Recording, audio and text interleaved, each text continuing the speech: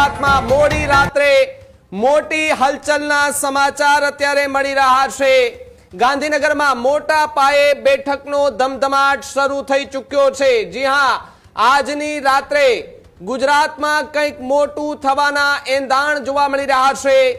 નાયબ મુખ્યમંત્રી હર્ષ સંઘવીની તાત્કાલિક વિડીયો કોન્ફરન્સથી બેઠક યોજવામાં આવી છે।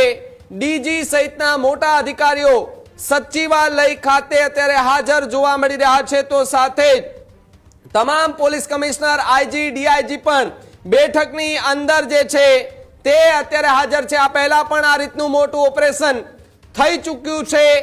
ગત વખતે આ પ્રકારની હલચલ બાદ એ સામૂહિક દરોડા પડ્યા હતા।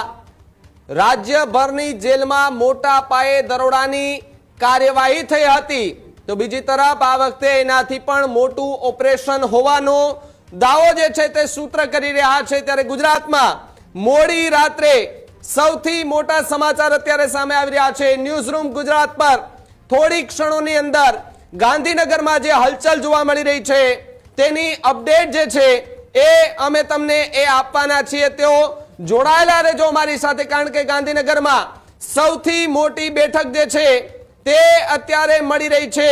ડેપ્યુટી સીએમ હર્ષ સંઘવી પોતે કે જેઓ અત્યારે ગાંધીનગર સચિવાલય ખાતે છે, તેઓ અત્યારે તમામે તમામ જે અધિકારીઓ છે તેમની સાથે બેઠક જે છે તે યોજી રહ્યા છે।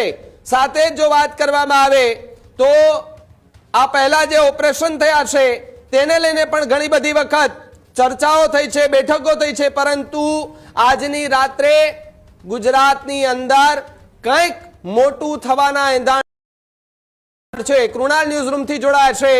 કૃણાલ, મોડી રાત્રે અચાનક સચિવાલય ખાતે બેઠકનો દોર સાથે જ કંઈક મોટું થવાના એંધાણના સમાચાર મળી રહ્યા છે। શું હાલ વિગતો પ્રાપ્ત થઈ રહી છે ગાંધીનગરથી?